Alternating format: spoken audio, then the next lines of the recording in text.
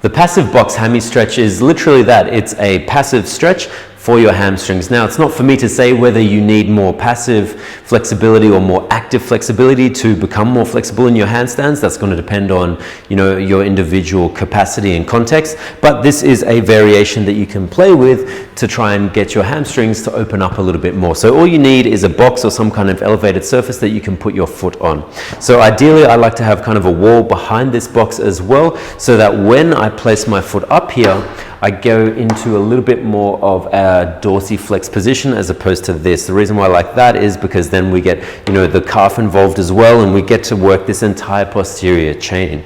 So pretend there's a wall there. I'm then going to have these yoga blocks here as a bit of support, because anytime we're doing flexibility work, we want to be able to feel supported, safe, and confident so that the body actually yields over time. If you're in a place where you're constantly balancing like this, your body's going to have a hard time to try and relax into the position. And you've got to remember with stretching that it's just as much for the nervous system as it is for the tissues. So we have to feel comfortable.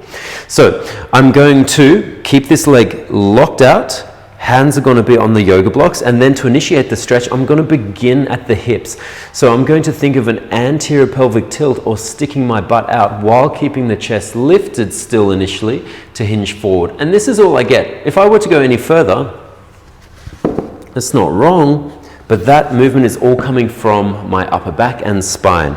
But so first, to make sure that I am stretching or lengthening the hamstring to its maximum capacity, I'm going to start with an anterior pelvic tilt. So I'm going to stick the butt out and tilt forward, keeping my chest lifted. Hands are going to be on blocks, or potentially if you can reach the box for support, and I would hold here. Now I like to go for longer holds, somewhere in the vicinity of 1 to 2 minutes, typically that 90 seconds to 120 second mark. And what you'll notice is over that time, over that 2 minute time, you'll actually find, oh, the body gives a little bit and I can tilt the pelvis forward more, or maybe I can just barely bring the chest gently forward more. Now the last thing I'll mention is, no matter when you're doing this, at which height, I want you to keep your quad contract here.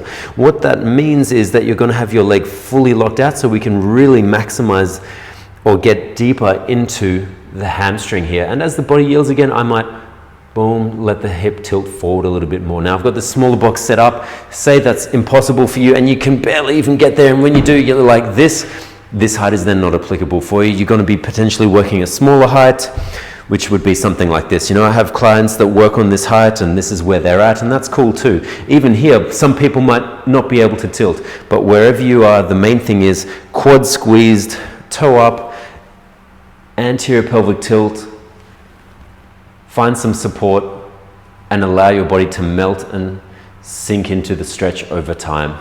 Obviously hitting both sides and going from there. And that is your passive box hammy stretch.